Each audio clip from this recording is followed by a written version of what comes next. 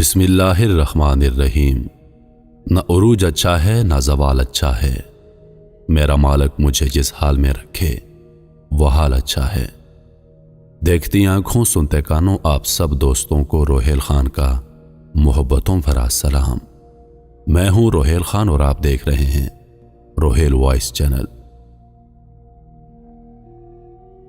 حضرت عیسیٰ علیہ السلام اپنے ایک شاگرد کو ساتھ لے کر کسی سفر پہ نکلے۔ راستے میں ایک جگہ رکے اور شاگرد سے پوچھا، تمہاری جیب میں کچھ ہے؟ شاگرد نے کہا، میرے پاس 2 درہم ہیں۔ حضرت عیسیٰ علیہ السلام نے اپنی جیب سے 1 درہم نکال کر اسے دیا اور فرمایا، یہ 3 درہم ہو جائیں گے، قریب ہی آبادی ہے، تم وہاں سے 3 درہم کی روٹیاں لے آؤ۔ وہ گیا اور 3 روٹیاں لی۔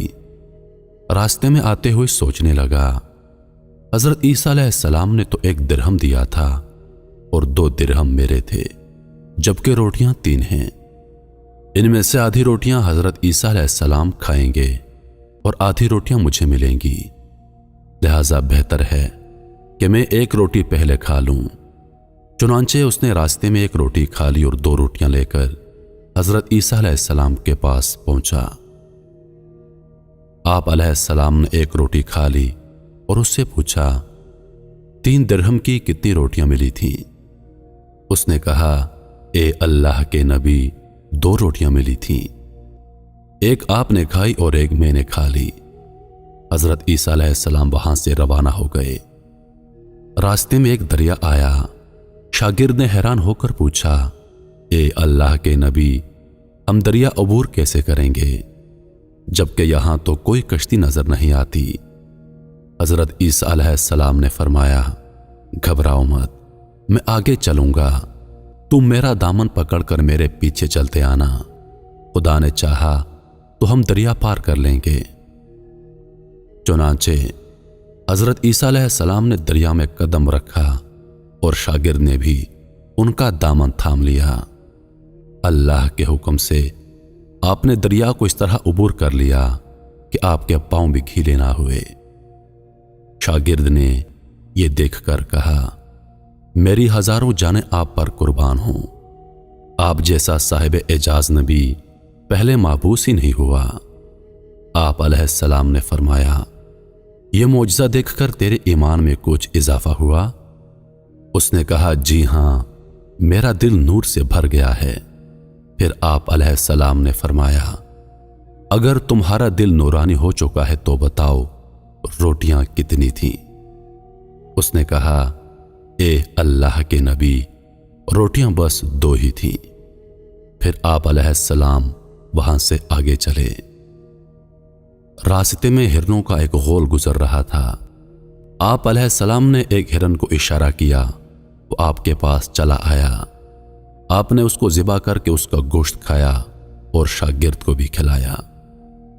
جب دونوں گوشت کھا چکے تو حضرت عیسیٰ علیہ السلام نے اس کی کھال پر ٹھوکر مار کر کہا، اللہ کے حکم سے زندہ ہو جا۔ ہرن زندہ ہو گیا اور چوکڑیاں بھرتا ہوا دوسرے ہرنوں سے جا کر دوبارہ مل گیا۔ شاگرد یہ معجزہ دیکھ کر حیران ہو گیا اور کہنے لگا، اللہ کا شکر ہے جس نے مجھے آپ جیسا نبی اور استاد عطا فرمایا۔ حضرت عیسیٰ علیہ السلام نے فرمایا، یہ معجزہ دیکھ کر تمہارے ایمان میں کچھ اضافہ ہوا؟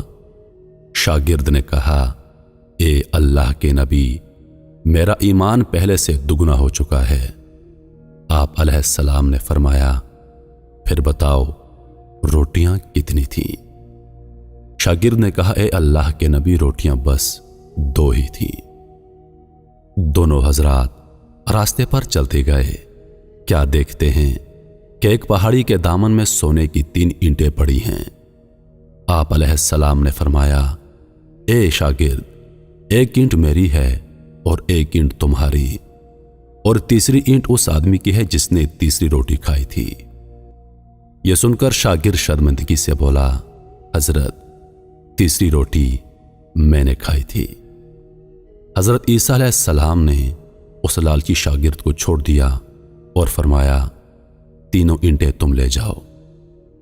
یہ کہہ کر حضرت عیسیٰ علیہ السلام وہاں سے روانہ ہو گئے اور لالچی شاگرد اینٹوں کے قریب بیٹھ کر سوچنے لگا انہیں کیسے گھر لے جایا جائے۔ اسی دوران 3 ڈاکو وہاں سے گزرے۔ انہوں نے دیکھا ایک شخص کے پاس سونے کی 3 اینٹیں ہیں۔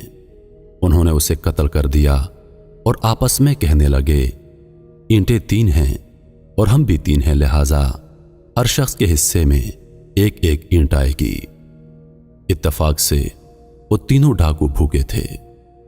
انہوں نے ایک ساتھی کو پیسے دیے اور کہا کہ شہر قریب ہے، تم وہاں سے روٹیاں لے کر آؤ، اس کے بعد ہم اپنا اپنا حصہ تقسیم کر لیں گے۔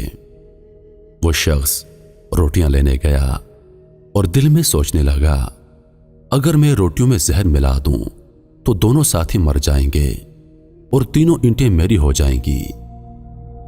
ادھر اس کے دونوں ساتھیوں نے آپس میں مشورہ کیا کہ اگر ہم اپنے ساتھی کو قتل کر دیں تو ہمارے حصے میں 1.5 اینٹ آئے گی۔